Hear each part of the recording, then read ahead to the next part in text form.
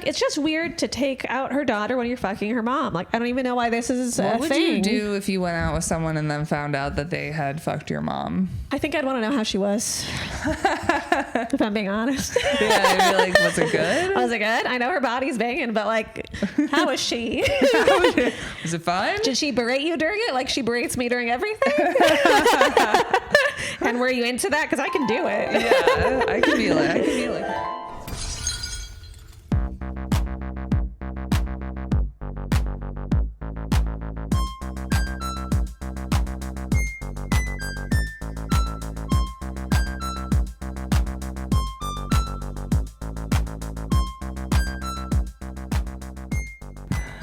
Welcome to When Harry Dumped Sally. All right, this is a podcast. It's a where podcast. We talk about movies, romantic movies, rom-coms sometimes, Often, even. frequently, Yeah. and we talk about the relationship in the movie and how long it's going to last, who dumps who, and why. Yep. And we just really, really tear these fucking people apart. Sometimes they make it easy. Sometimes they make it easy. Today, we watched The Graduate. Do you want to do the log line quick?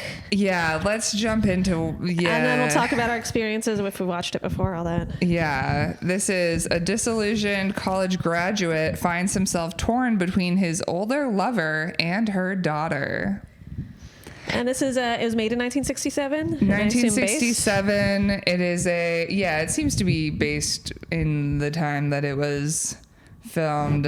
We're following Ben, Dustin Hoffman. We is know. Ben's a bad sign. We've already had an episode with a Ben main character where we talked about how all Bens are bad. And when he said his name, I was like, oh, are we going to get a good Ben? And at first I thought maybe. Really? And then no. Yep. So right now we're 0 for 2 on No Bens. good Bens? There's not a single good Ben. The Bens in our comments who claim they're good, unlikely. Yeah. So far, it's not looking great for you. It's not looking good. It's not looking good. We got Anne Bancroft as Mrs. Robinson, and then we got Catherine Ross as Elaine Robinson, her daughter. This movie, I had seen this movie before in, I think, high school. Yeah. My mom really likes this movie, so I've definitely seen it with her. Yeah. She likes Simon and Garfunkel a lot. I'm going to say maybe that's why. You can like music. You can listen to music on your own time. You don't have to listen and watch a 2-hour film that's, Yeah. You have Songs are like 3 to 5 minutes long. You could enjoy it separate. I've done that. Yeah. I've listened to almost all the songs in this film without having to watch this film before now. But you'd seen clips from it. So I think there's a chance we've watched all of it in a film class or two that I've had, but I fall asleep through movies generally. Yeah. But I remember I vaguely remember the beginning of the pool scene. Where they're like celebrating him for turning 21 or something. And I feel like maybe there's a piece of them on a bus I remember at the end. But yeah, I have not fully watched it. This was recommended to us by... These fucking old people love this film. These fucking old people. Okay, here's this movie. It is definitely a film nerd movie. Yeah. People love the cinematography in it. And it is great. It's beautiful. It's fun. It's gorgeous and probably huge for its time. This is what I was going to say. I feel like huge for its time. And also, I feel like all of the movies that people are like, oh my God, the cinematography is crazy from like the 60s and the 70s. I feel like when I watch them, I'm like, is it great or were they just being weird? It's definitely being a little bit weird, but I'm sure it was really innovative for its time. Yes. And sometimes I feel like different towards that. Like The Shining's a movie where I'm like, the cinematography is very cool in that. I feel like this movie, I was like, okay, calm the fuck down. I think a lot of the choices with the cinematography were really good at making you as an audience viewer feel the main character's feelings. Like all the zoom ins, all the close-ups very early on made you feel very claustrophobic like the character did. Same with the scuba gear. Like I think they really did a good job with that early on. Fucking scuba scene. All right. This That's fair. And But I'd say, am admittedly, I don't know. I can dabble in film nerdiness, but it's not really my jam. no. So, I mean, it's not enough. The truth is, it's not enough, you know? Yeah. So The Graduate, let's just, how long? So we have him and Mrs. Robinson at first, but in the end, he ends up with Elaine, her daughter. Yeah. So how long do we think they're going to be together? Are you ready to do a countdown? Yeah, I have a very short range. I have a range, if that's okay. Okay, I've got a solid answer. Okay. All right. 3, 2, 1, 1 5 hour hours. to 3 weeks. No, sorry, 3 days. 1 hour to 3 days. That's fair. Yeah. Anywhere in that range. Yeah. You know, it is not. This is not even a a week. short. Yep. Short. As they are leaving, Their faces are processing what they've done and what it means. They've made a big mistake. Yeah. They are going to. They've realized it already. I picked 5 hours, but I love the 1 hour to 3 days. I can't imagine this going longer than 24 hours. Honestly, yeah. I think that both of them are very impulsive people. They're very young. I did kind of like. I could see them like banging a couple times though, and being like, "This is fun." You know? Like them being like stupid young adults. I did think that came across kind of well. I was like, they are idiots. They are idiots. They're 20, 21. Mm-hmm. That's pretty dumb. Another thing that everybody, when they found out that we were potentially going to do this movie, I feel like multiple people were like, Dustin Hoffman looks so old. Yeah. And maybe I just think of Dustin Hoffman as who he is now, but I was like, I don't know. He doesn't look that old to me. He doesn't look 21. Young. No. He's 30 in this movie. And then the actress who played Mrs. Robinson is only 9 years older than him. That's crazy. I think he could... The lowest I would believe him to be is like maybe 26. Yeah. And that's fine for Hollywood, whatever. I mean, yeah, especially for Hollywood. It's not as egregious as Grease. Those men are fucking old and not high schoolers. Can we do Grease? I would love to do Grease. I have to tell you, I hate musicals. I love the film Grease. I love musicals. The whole soundtrack. And maybe you secretly I thought John Travolta was really hot. What musicals have you seen? Live? In general. I don't know. I don't like them. So you don't actually know that you like them. You've just made this decision. What are other musicals? It sounds like you I feel actually like I've seen might them like and I haven't liked them. What's another musical? Phantom of the Opera, Sweeney Todd. I was whatever on Sweeney Todd. What? I was whatever on Sweeney Todd. It didn't do it for me. Okay. The Johnny Depp one? I mean, it wasn't like, it was fine. Yeah. I'm not saying it's a great musical. I just think a lot of musicals, they're just singing and it's like, we know the plot. Let's get to the plot. The singing's fun. For some people, yes. Yeah. Some people love singing. Some people love the Batman for 3 hours. Okay, we all have our different things. You have to pick one. You either like musicals or you like the Batman for 3 hours, and it sounds like... I guess I'm a Bat Boy. Call me a Bat Boy. Sounds like you're a Bat Boy. I'm a Bat Boy now. Yeah. I'll leave some comments in our movies. I always fucking knew. I'm a little Bat Boy. You gotta pick a lane. Yeah. We can obviously do Grease. I love Grease. I love Grease. I will do any and all musicals. No, that's the only one. That's the only one I want. It's the only one that I want. Little Shop of Horrors is fun. I don't know if I've seen it. I've seen part of it. Well, everyone dies in the end, so we can't do it. All right. Well, it's not an option then, is it? What are we talking about here? All right. Whatever. They're not going to stay together for very long. Do you think we're ever going to do Disney, like Beauty and the Beast? Sure. All right. Sorry. Let's keep going. Yeah. Why not? Yeah, you're right. Those are musicals. Yeah, I agree. Do you like Lion King? My brother made me watch it too many times as a kid. Okay. Do you like Beauty and the Beast? I don't like the story behind it, but I loved it as a little kid. I watched it during the 94, 95 earthquake in LA. It was crazy. Wow. It was your fault.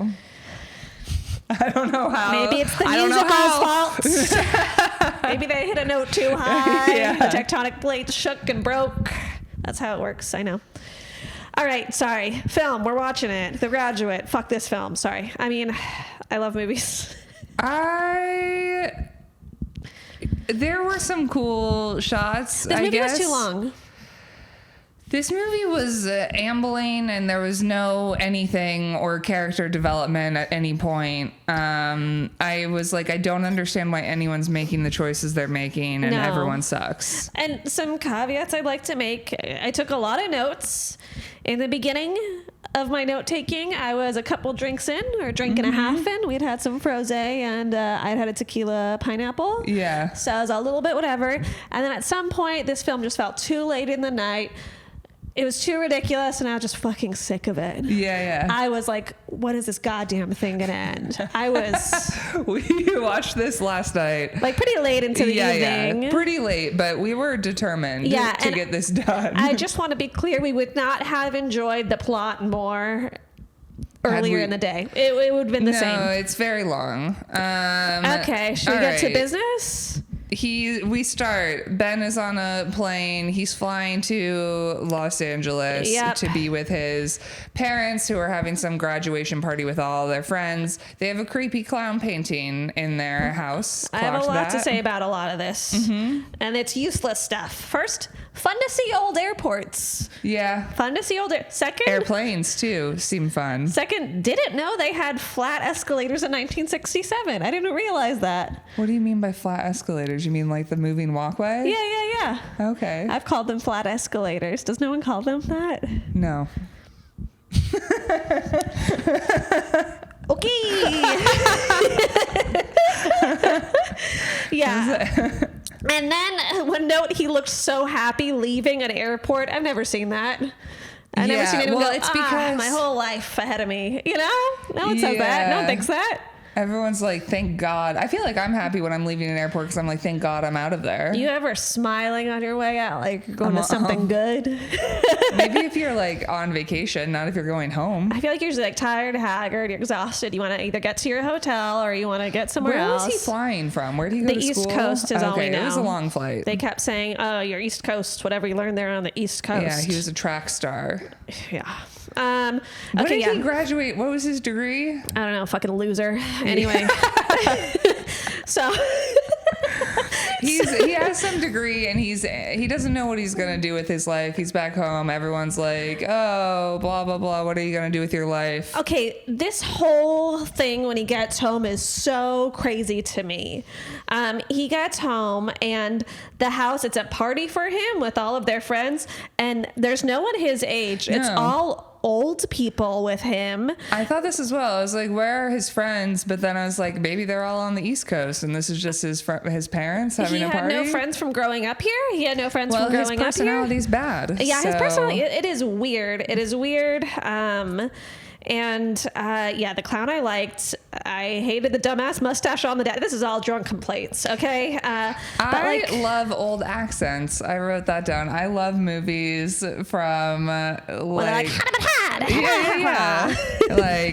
like the transatlantic. There's great, the transatlantic accent. It's really crazy. There's a great future. She's like, great future in plastics. You're trying to seduce me. I have in all caps, damn, his name is Ben. I think that's when you also acknowledge the Ben of a doll. Yeah. It was really, they did a good job making it feel stressful. You could feel his stress. You could feel his anxiety. I felt bad for him. I'm like, wow, this is an anxious boy, and people just need to leave him alone. Yeah, and that is kind of how it feels when you graduate college. People are like, what are you going to do with your life? And you're like, I am still very young. I do not know. But can you imagine like landing in an airport, excited to like fucking relax after I guess you've graduated, and you come home to a house filled with old people, all of your parents' friends. I wrote in one line, do all of these people want his blood? What the fuck is going on? They're all obsessed with him. Nightmare. It felt like Roseberry's Baby when the baby came out. Everyone's like, oh, let's go see this baby. I'm like, Jesus Christ. He's like their special boy. He's an only son. Ugh, disgusting. Everyone's obsessed with more him. Disgusting. Like the Ben that I dated. Yeah. Disgusting.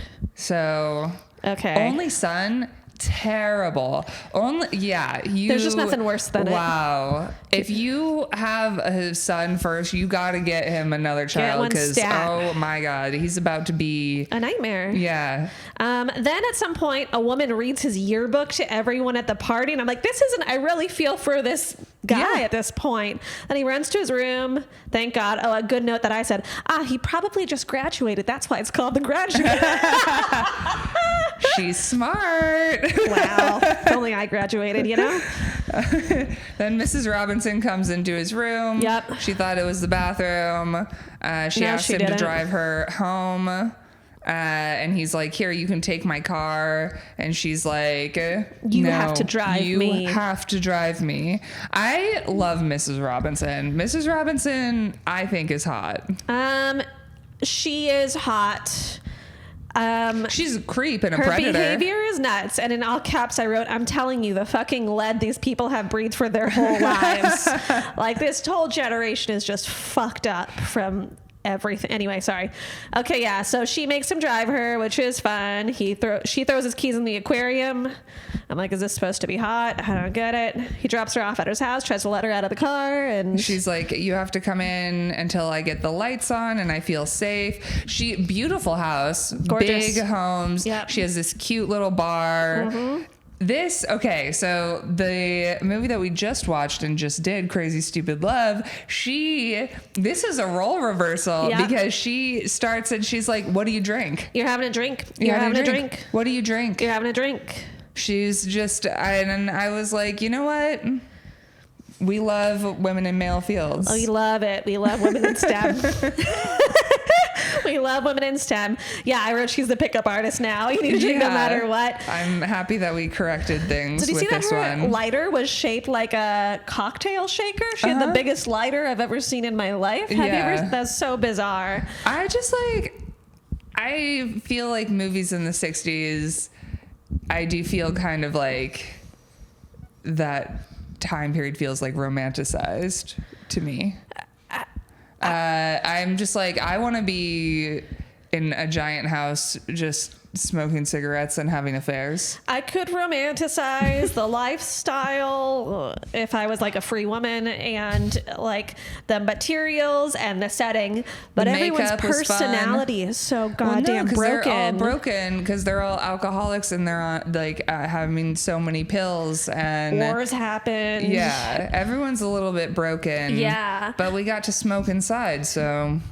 It's so interesting how much she gaslights him. Oh, yeah. Truly. Women in STEM. It's unbelievable. He finally realized like what she's trying to do and he like says her and she's like, what? You think I'm doing that? He's like, forgive me for what I just said. I'm like so embarrassed that I even implied that. Yeah, she's really, I mean, it's problematic. It's like, yes, he's of age, but there's clearly a power dynamic. Also, she's known him since he was a child, which is creepy. Disgusting. Creepy. Like, it's not good that this is happening, but like maybe if they hadn't known each other very long, but to be like, I've been friends with your parents for a while. I saw you grow up. I watched your baby dick. Yeah. I saw your baby dick. Like, and your parents were changing your diaper and I saw it. And now I'm gonna have sex with you is crazy. Yep. And she like tries to get him up to her daughter's room by saying, have you seen Elaine's portrait? And I'm like, damn, this woman is like a man, but better. This is crazy. Yeah. But, and again, I was like, hot. Like, I don't know.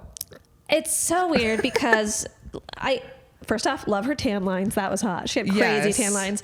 This scene would be terrifying if it was a man doing it to a young woman. Oh, yeah. Like, well, and I don't know if people, when this came out, if they were like, this is creepy, or if it's the thing where like, oh, he's so lucky. Because I feel like that's frequently when the roles are reversed. People don't think of older women as being predators. Yeah. And the truth is like he could overpower her, blah, blah, blah. Mm-hmm. But like, I think what I was trying to get, I think I got by this scene, is that he is not actually scared of her. He's concerned about Mr. Robinson and him getting in trouble, which means he is, I guess, into it, you know? Yeah. I don't know. Because he kept being like, what about Mr. Robinson? Like, what would people think? Like, he does all of that. It doesn't seem like he's actually scared. As a reason to like get out of it, because he doesn't want to be like, I'm not, I don't know. He seems just like very anxious. He seems anxious, but it didn't give me the vibe that he was actually scared of her. It seemed like he was scared of impropriety. Sure. I think that he's also just like inexperienced. Sure, yes. She implies that he might be a virgin at one point, which I don't know that he clarifies one way or another, so he might be. I think he is. Yeah. I think he is. But, yep, she keeps doing her crazy stuff. Yeah, she's totally gaslighting him. She locks him in the room with her bare boobed. Yeah. She's like, what do you think of me? You've known me most of my life. Did you know I'm an alcoholic? That's so funny. And then we have like the famous Mrs. Robinson, you're trying to seduce me. Oh, that's I a think famous you're trying line. to seduce me. Yep. Yeah. It's all crazy. You know, I really think from this whole scene, like, I was very stressed out the whole time because I was thinking of how scared I would be in the reverse position and trying to assess, absolutely. is he scared or not of her?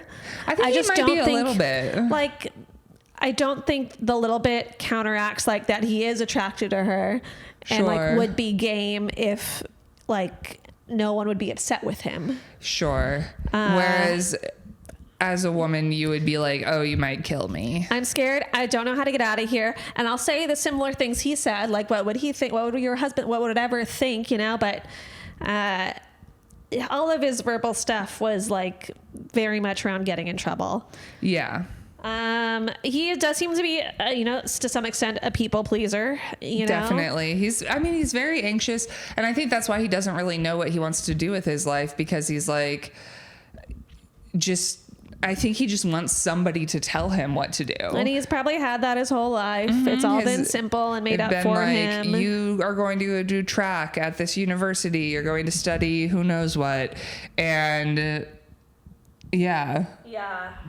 Eventually, she lets him out, but she says, I'm available to you. And if you would sleep with me anytime, we can make an arrangement, whatever. Yeah, she's like, just to hit me up and I will have sex with you. So now that's on the table. And then her husband comes home, Mr. Robinson, the mayor from Jaws, and like forces him to have a drink. He's like, let me make you another drink. I'll make you a drink. Everyone's like, drink with us. Everyone's obsessed with this kid. Yeah. He seems to be graduating like relatively early because he's 20 by the time he's graduated. He's going to be 21 next week. Yeah. And the dad says, that's a hell of a good age to be. And I'm like, is he going to try to fuck him too? What's going on? Maybe. Here? Yeah. He's like, you'll never be young again. I wish I was that age again. Yep. I don't wish I was 21 again. I don't think I would go under the age of 27 again. Yeah. Absolutely. I completely that was agree. A really awful version of me, and nobody needs to experience that again. Same over here. I was technically sober at 21 at the time, but I don't want to. There are reasons. It was a mess. Yeah. If any of my friends' moms, or even like my parents' friends who were women, sat me down for a drink like that, I would have been like, this is crazy. This is weird. You know? Yeah. Well, it's very pushy. And yeah, a parent's friend, not like... I'd be very uncomfortable. Yeah. I feel weird around my parents' friends in general. Yeah. I'm like, I don't know what that is. Yeah. Like, I feel like parent friends, and I'm so excited to be that version for like... that our for my friends' kids. Yeah. I'm like, oh, I'm so happy to be, because when I was younger, these people would come over, hang out with my parents, and I was just sort of like, who are you? Yeah. And even if they were over a lot, I was just like, you like hang out with my mom and dad? Yeah. And it feels very confusing as a child. And so I'm really excited to be that. Yeah, like really just kind of weird. I want to be a little bit elusive. Like, I don't want them to know me that well. I want them to kind of be like, oh yeah, she's here. You already know one of my demands is to be called Crazy Uncle Natasha. Oh, okay. I thought it was going to be to drink all of their breast milk. Have done it. 2 out of 2 so far. Waiting on the 3rd in June. The demands are, let me drink that milk. I just want to try it. I wasn't breastfed. You know, I need it. I'm a growing girl. and call me crazy Uncle Natasha. Call me crazy Uncle Natasha. Give me that tit. Yeah. 2 things I want. Yeah. Yeah. It's weird. I wrote, everyone loves watching him grow up. These fucking freaks. Like, all of these people are so weird. He's like, sow your wild oats and have sex with my wife. I don't. Yeah. I don't know what's happening with any of this. And then it's his poor kid's 21st birthday, and Daddy Feeney, because apparently it's Mr. Feeney from Boy Meets World, is his father. Okay. And Daddy Feeney is back at the pool, and he's announcing his son as a feature attraction for his own son's birthday. Which again, all of his parents' friends are there. He has no friends. He has no one his age. It is very old, or maybe some like tiny kids. I don't know why this is thing. And he comes out in scuba gear. None of this made any sense to me. It was for entertainment for the parents, as far as I can understand. Oh, he's going to do this amazing feat. And he had this bayonet? Like, I was like, what is he holding in his hand? I don't know. I think he's supposed to be mimicking the tiny toy that was in the aquarium in like one of the earlier scenes. But why?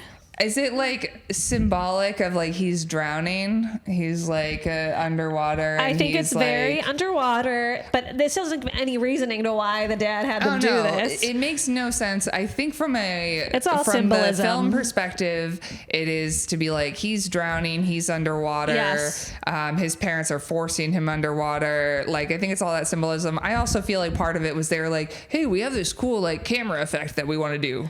For sure. From inside the scuba, it's going to be cool. Yeah. And then he goes in and he's just at the bottom of the deep end of the pool, like standing there and holding on. I don't know if that's what he's supposed to do or if he's just hiding from everyone down there at that point.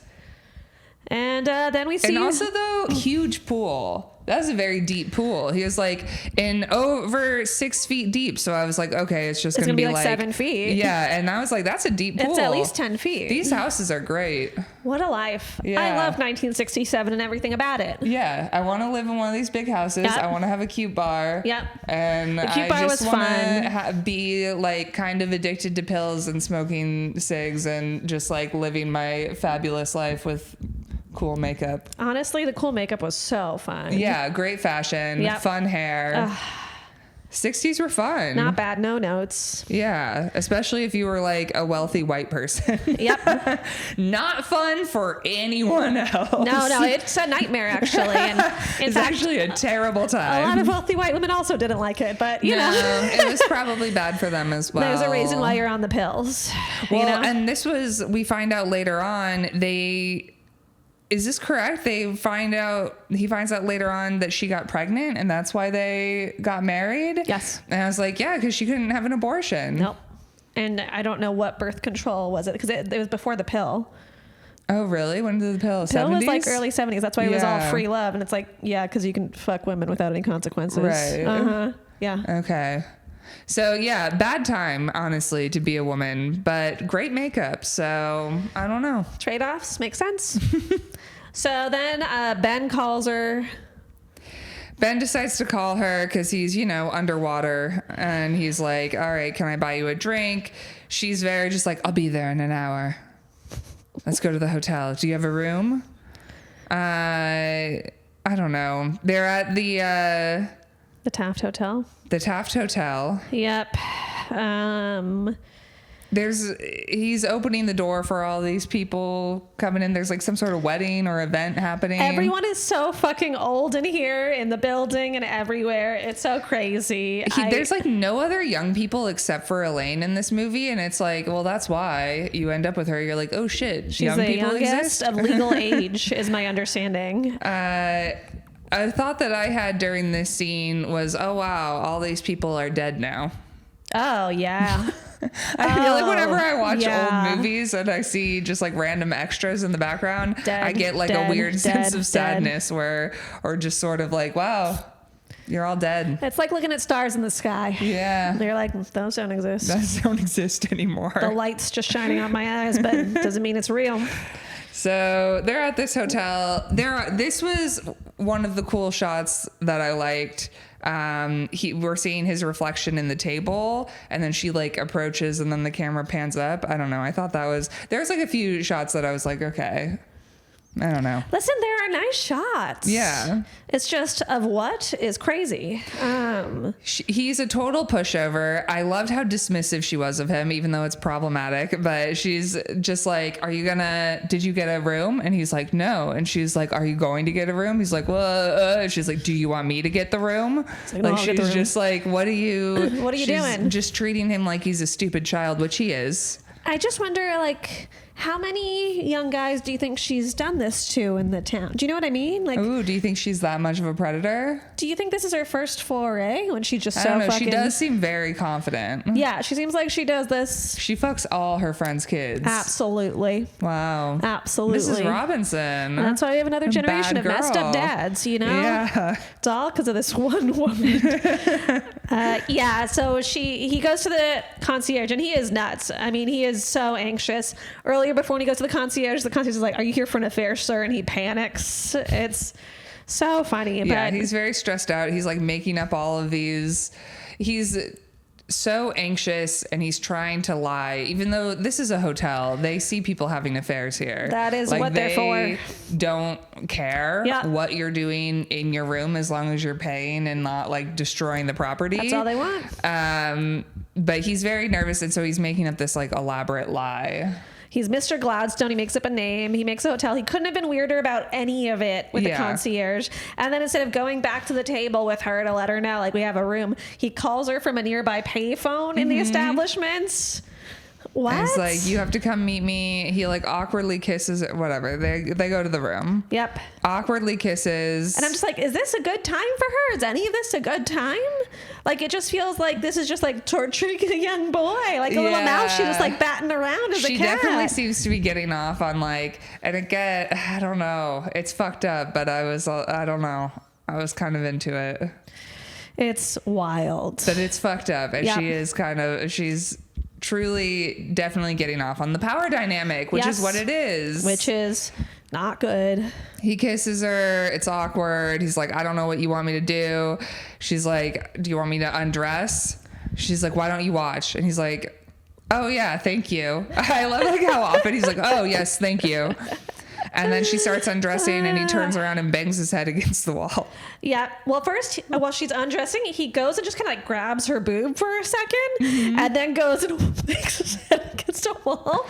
And I'm like, what? Yeah. And then she says, do you find me undesirable? And he says, you're the most attractive of all my parents' friends. Which is like a bizarre caveat. Not a compliment. Yeah. You're not like, a compliment. That's not enough. Yeah. That's crazy. That like, oh yeah, I find you attractive. I find you the most attractive of my parents' friends. But the truth is, and then maybe she assesses this, he has no life outside of his parents' friends. No. So he's essentially saying you're the most attractive of all my worlds. Yes, because I know nobody else. I know nobody else. And so then he tries to pitch them. He's so panicked. He's like, maybe we could do something else together. Like, do you want to go to a movie? And that's when she starts like bullying him. Where she's like, oh, have you never had sex before? She starts nagging him. She knows about nagging. It's credible. She's nagging him. She's like, just because you happen to be inadequate in one way doesn't mean, you know. He's like, no, I swore I'm adequate. Yeah, and he's like, let me prove it. Slams the door shut. Then we have Robinson. She walked so that scene. Mystery could run. I just want to say the original pickup artist. She is the OG. And we have the scene. He like jumps on her, and it slides into him being on the pool. Is that this That's transition? later on. First we see like him laying in the pool in a floating Legally Blonde style, you know. And then he gets out of the pool wet, puts on a white button down shirt, and then we see him immediately like walk into being with her. It's a lot of fun transitions. The idea is he's spending months boning this woman and then floating in his pool. And he's just drifting in the pool. He's smoking a lot now too. Yeah, which he used to not because he was a track star. But you're not doing that anymore, so fuck it. Dad and mom approach. They're like, what are you doing? I'm just drifting in a pool. Again, like, the pool seems to be symbolic for his life. Yep. He was drowning before. Now he's just sort of drifting. Yep. And dad is mad that he's not doing more. The Robinsons are there. He's in a pool, which is weird. And then later we see him is shaving, and his mom comes all sexy in a slip into his room, and I'm like, these women. And she's like, where do you go? Like, where are you? What do you do? And he's like, he drives around. And and she's just like, okay. And then he wants to have a conversation after months of sex with Mrs. Robinson, being like, can we talk? Are we allowed to talk? Are we allowed to have conversation, you know? And she's just like, no. No, what are we going to talk about? He's like, let's talk about art. And she's like, I don't like art. It's so funny. It's so weird because like this is such a reversal in general of women and men, like wanting to have conversation, like stereotypically. And she like hates questions. This whole film is such bad training for men in what women want, how men should be, how men should treat women. It's all so freaking twisted, you know? Yeah. So he's asking her questions, finds out that her and her husband sleep in separate bedrooms. She had to marry him because she got pregnant. They used to have a lot of sex in the car. And he's like, what kind of car? She's like, a Ford. And he's like, a Ford? That's great. I'm like, why is the Ford part funny? I don't know. I don't understand stuff back then. Also, before this happened, Mr. Robinson keeps being like, Elaine's coming home. She's coming back from Berkeley. You got to see Elaine. Elaine's Mrs. Robinson's daughter. Elaine. They really want to set because they're like, you don't know a single other person. So here's how about one. we introduce Hopefully she you? takes care of you now so we don't have to. Yeah. And at some point, Mrs. Robinson, while they're in the hotel room, grabs him by the hair and says to never take Elaine out, you know? Yes, because he says he's like trying to be, I don't know, dominant or just talk to her. Yeah. And it's like, see if she has a reaction to anything. He's like, I'll take your daughter out if you won't tell me about her. Oh, that's funny. I'll take your daughter out if you won't tell me about her. Yeah, he starts asking questions about Elaine, and she's like, don't ask me about Elaine. And he's like, if you don't tell me, then I'm going to take her out. And then she loses it. Yeah. And, you know... And then he's like, go to hell. He's all mad. And he's like, why shouldn't I go out with her? And I'm like, because you're fucking her mom? Yeah. Who's confused about this? He's like, what do you mean? Why wouldn't you be thrilled for me to hook up with your... And then he daughter. really goes like, oh, is it because you don't think I'm good enough? Like he really gets in a weird space where he's like... Yes, he's so stupid and 21. Anxious and pathetic. And you're just like... And he's like, but I'm good enough for you, but not your daughter? And I'm like, everyone's crazy here. Yeah, nobody... What? And she goes, yes. And I'm like, I don't think she really thinks that either. Yeah. I mean, it's so... obvious. And he says, this is the sickest and most perverted thing that's ever happened to me. Yeah. And this is not relevant, but at this point she's undoing or putting on clothes and I'm like, wow, pantyhose seems so exhausting. Yeah. Pantyhose every day, rolling it up. Yeah. Wow. One thing that wasn't good about the 60s. The only thing. Pantyhose. Yeah, it's crazy. So he's all dressed and then she's getting dressed and he's upset. Like, why are you getting dressed? And then he like basically turns back around. And it's like, it's just weird to take out her daughter when you're fucking her mom. Like, I don't even know why this is a thing. What would you do if you went out with someone and then found out that they had fucked your mom? I think I'd want to know how she was, if I'm being honest. Yeah, I'd be like, was it good? Was it good? I know her body's banging, but like, how was she? Was it fun? Did she berate you during it? Like she berates me during everything? And were you into that? Because I can do it. Yeah, I could be like her. Yeah, how would you react?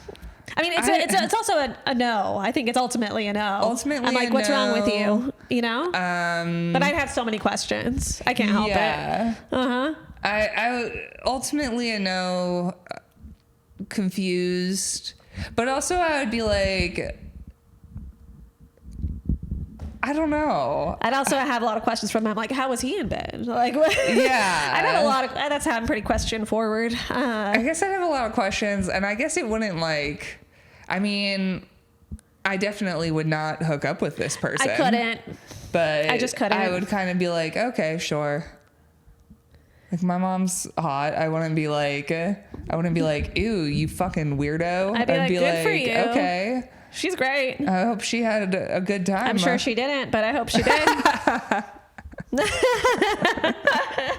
And I'm sure she did it through no fault of her own, for the record. No, it was especially, but I would also be like, if he was like 21, I'd be like, mother, what the fuck?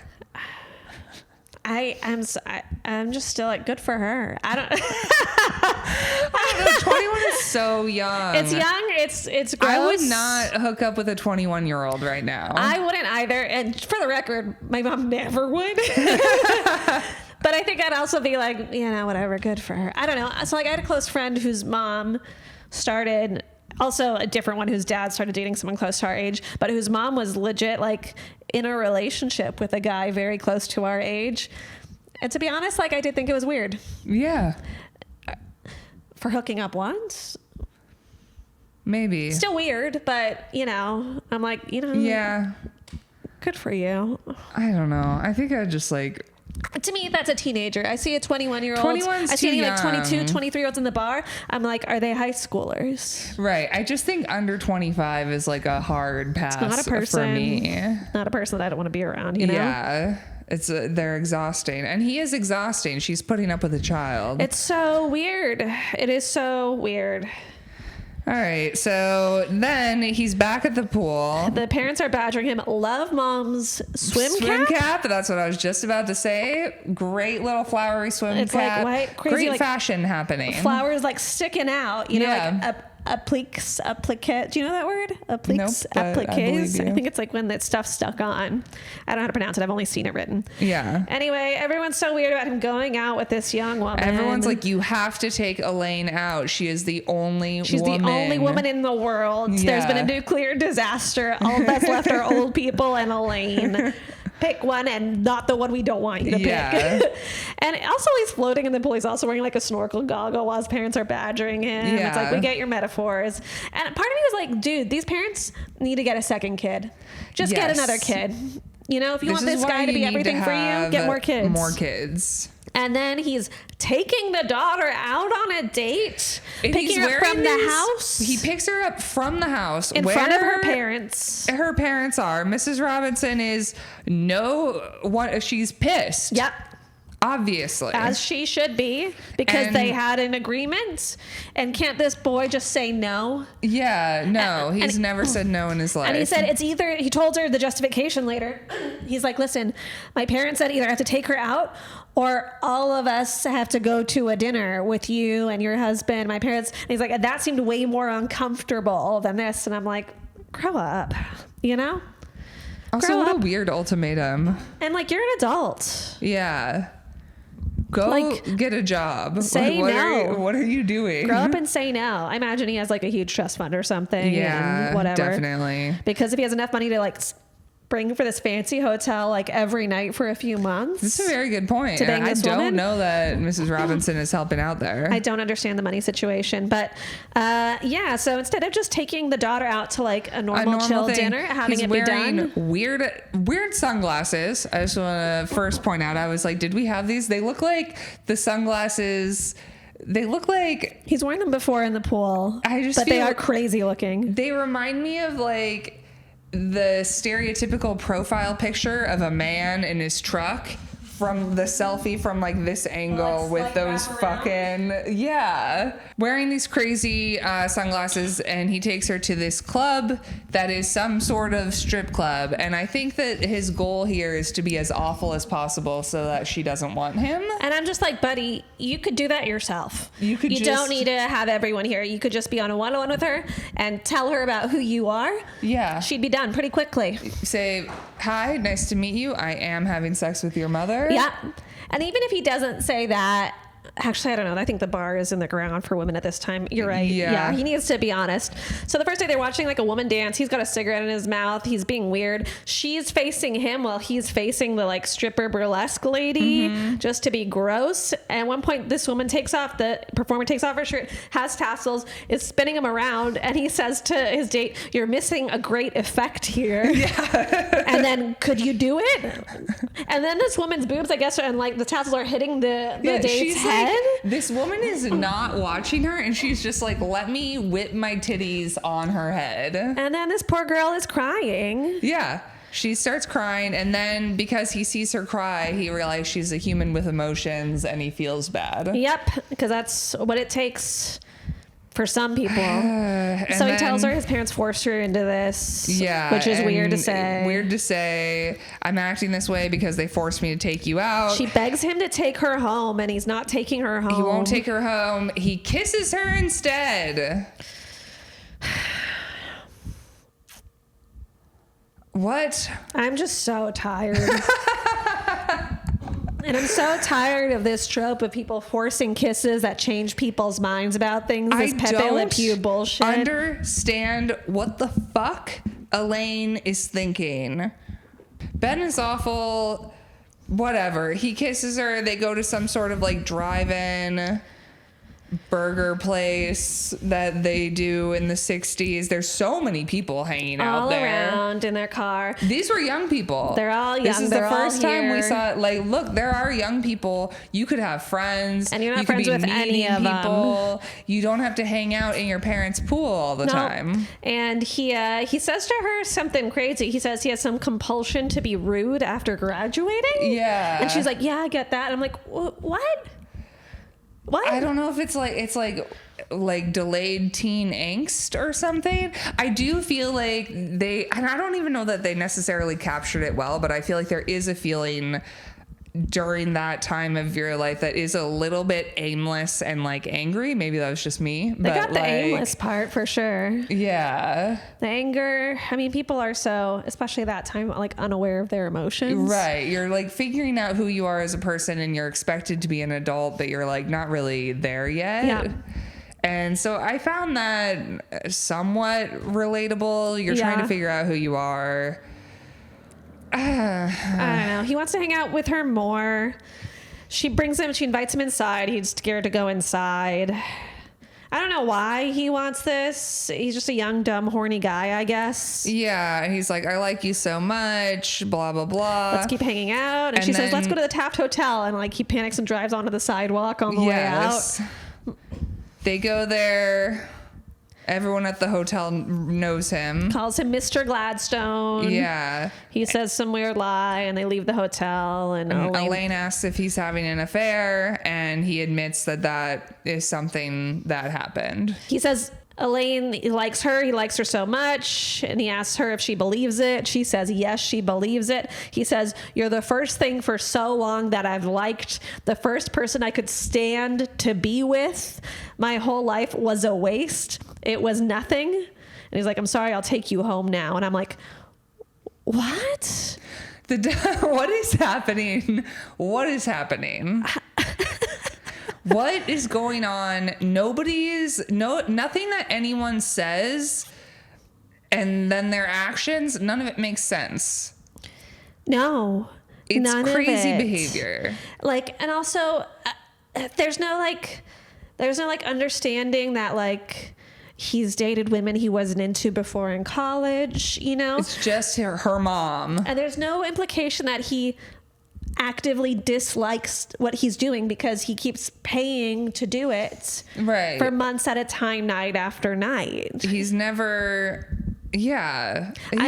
made a decision in his entire life. Yeah. If I'm being generous, my guess is he is now somehow experiencing some like fraction of what Ryan Gosling said he was experiencing in Crazy Stupid Love, where he's like, I didn't know you could be in love. I thought life was just this, you know, like this is some like terrible abstraction maybe of that, but still bullshit. It doesn't make any sense. They just had burgers once after he made her cry. Yeah. And he forced a kiss on her. I love seeing women cry. You know, they say they don't, but they love it. So she wants to see him tomorrow. He asks her out, and then she's supposed to get in his car the next day when it's raining, but Mrs. Robinson barges into his car. Yes. And she orders him not to see her daughter, which she's done before. She's like, I'm willing to tell Elaine everything. So he's like, well, I'll tell her first, I guess. Yeah. Runs into the house, and he's going to tell Elaine. She has that I can make things quite unpleasant. Yep. Solid threat from Mrs. Robinson. Yep. He runs inside. She runs. She tells Elaine. Elaine realizes. She realizes from like Elaine, so the mom being nearby and him being nearby, she puts it together really quick. Mm-hmm. And then Elaine yells at him to get out. And then we have Mrs. Robin standing there and she says, "Goodbye, Benjamin." She just like in a weird corner, like a horror film. I know. I just said the horror movie zoom out. Yeah. Of just like her in a black outfit in a white corner. It is spooky as hell. Yeah. So then we see him smoking near the fish tank. He's a depresso sad boy. He writes Elaine a letter, but it's "Dear Elaine," and then he writes Elaine 4 more times on the paper. Writes her name around. I'm like, yeah, because you have nothing to say to her. You don't know anything about her. You don't actually like her. Maybe you just like that. Wow, she's my age, but you're actually. At this point, were women allowed to go to colleges? Do you think? I mean, she's at Berkeley going to college. Yeah, so what the fuck's going on? Sorry. Okay, go ahead. So then he goes up to his parents and he's like, "I'm going to marry Elaine Robinson." Mom screams like a maniac. Yeah. And I'm like, this is nuts. And then finally, like, Dad Feeney says he's going to call the Robinsons.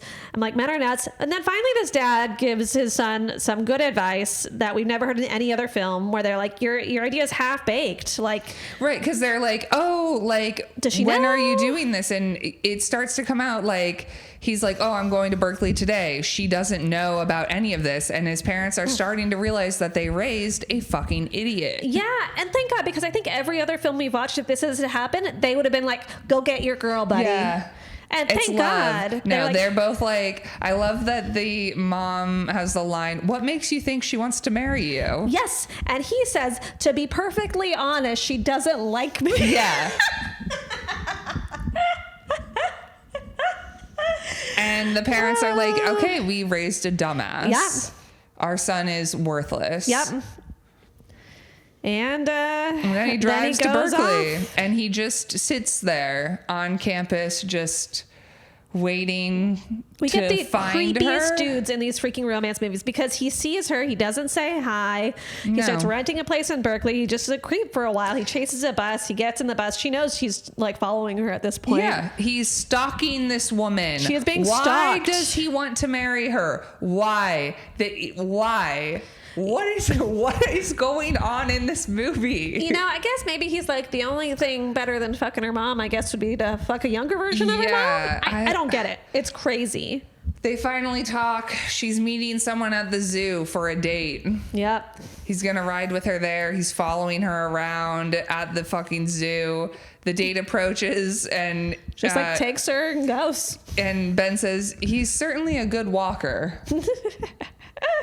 There's also a "Do not tease" sign right next to the monkeys. And after the guy takes Elaine away, it feels like the monkeys are kind of teasing him. Yeah. It's a fun little moment. He's being judged by the monkeys, as he should. Yeah.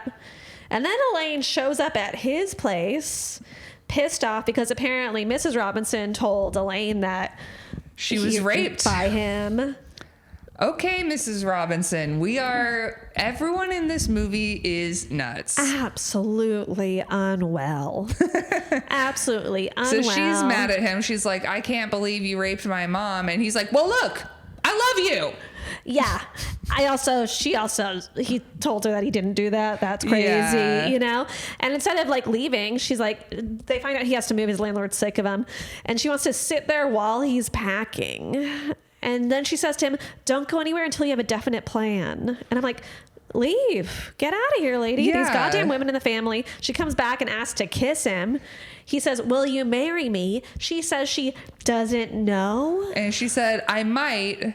How about tomorrow? I don't want to be pushy." And then she says, "I don't know what's happening." And he says, "You're confused. Marry me." What? And I'm just like, is this maybe the best personality a man could have in the 60s? She is this the best they got? Was just under the impression that he raped her mother, and she's like, "Yeah, I might marry Let me think about it. I might." What? Yep. And then there's a lot of fuss. The next scene's about getting their blood tests. Was this a thing and getting married back then? Do we have to get blood tests before we got married? To what end? Like, why? Can I look up a thing really fast? Yeah. I'm actually really curious about this. Montana was the last state to repeal its blood test requirement in 2019. But why was it a requirement? Historically, many states, including all but 8 by 1954, required premarital blood tests, primarily to screen for syphilis, a sexually transmitted disease.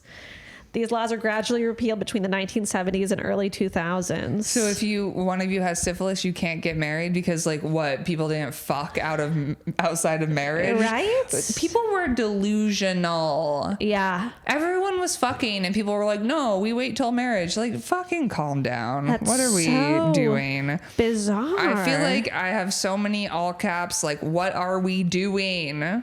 What are we doing? Yeah. The most common requirements for syphilis and gonorrhea and rubella. And it's not like anyone was doing safe sex back then. So I don't know why if a partner tested positive, they'd be required to undergo treatment before they could receive a marriage license. I'm so shocked by this. Okay, I take it all back. The 60s sucked. If a partner tested positive, they'd be required to take treatment until it was resolved, and then they could get married. Before the introduction of penicillin as an effective single-dose treatment in the 1940s, patients were treated with arsenic-based drugs. Which took a year this is what's wrong with everything. To clear the infection. Everyone's brain is broken. Oh Yeah. my God.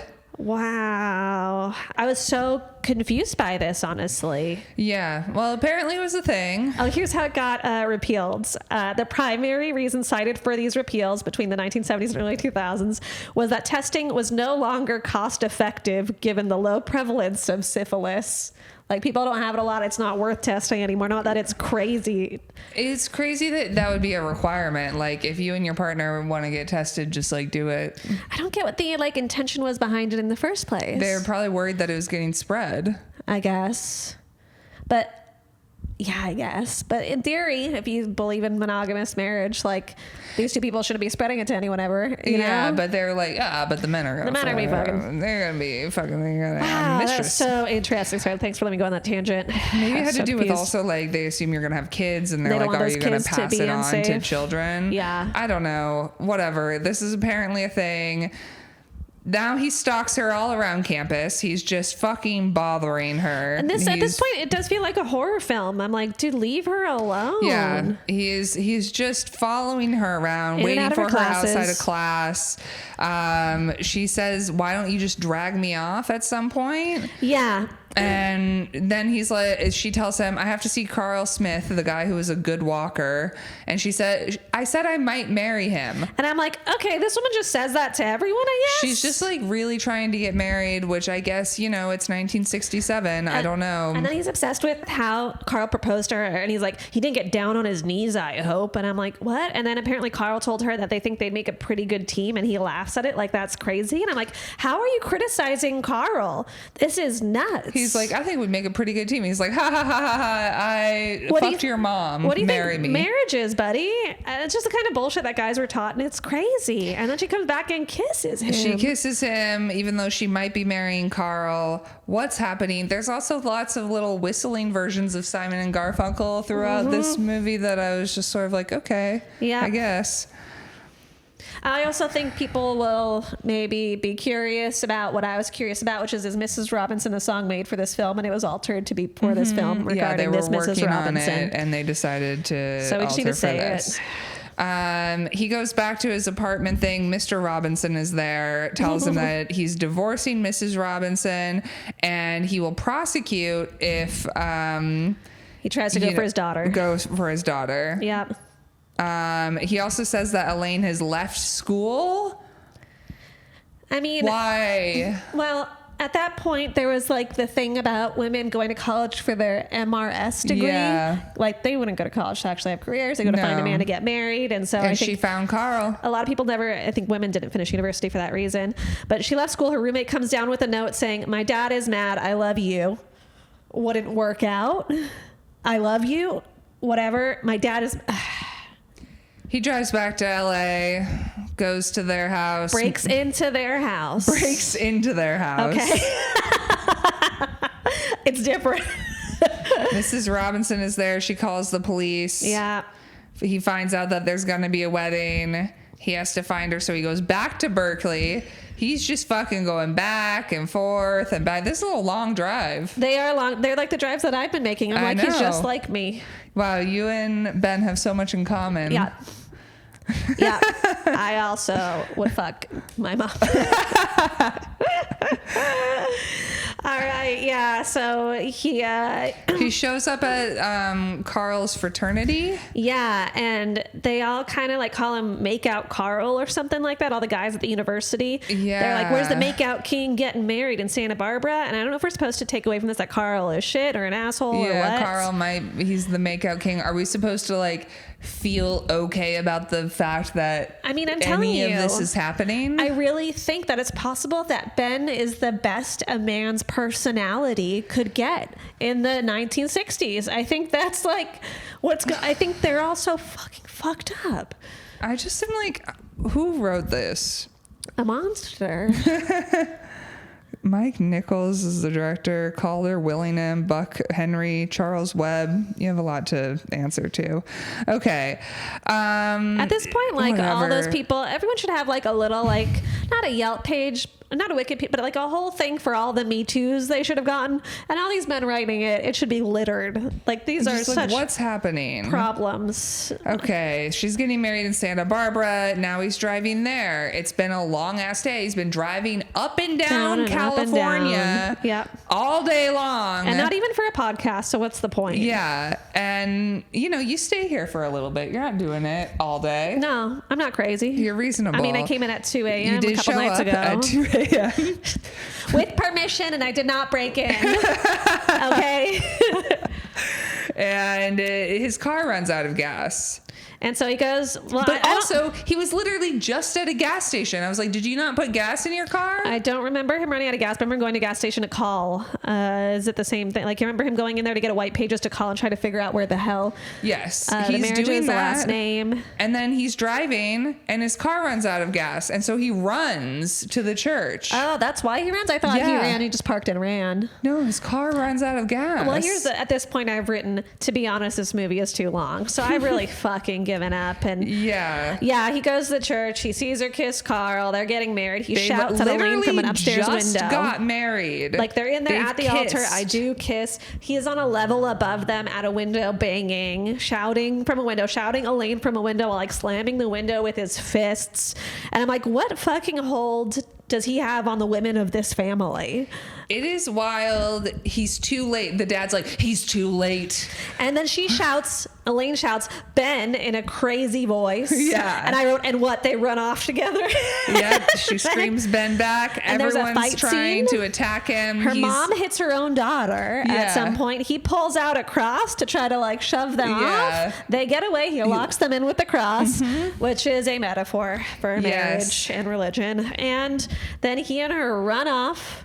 They get into a bus, and we have the famous back of the bus scene where they're sitting down, and at first they look happy, and then their faces shuffle through all of the emotions of realization. Yeah, and honestly, it is a great scene. It's a great moment. The ending is good. Of just being like, okay, again, I think that there is a well done aspect of this film is being 21 or like, I don't know how old she is, like 19 or 20, and just being fucking stupid and making really big life altering decisions, and then sitting there and being like, oh God, what have I done? I have to live in it. And that is I think everyone hopefully has gone through that moment where you have to sit in the disaster that you have created.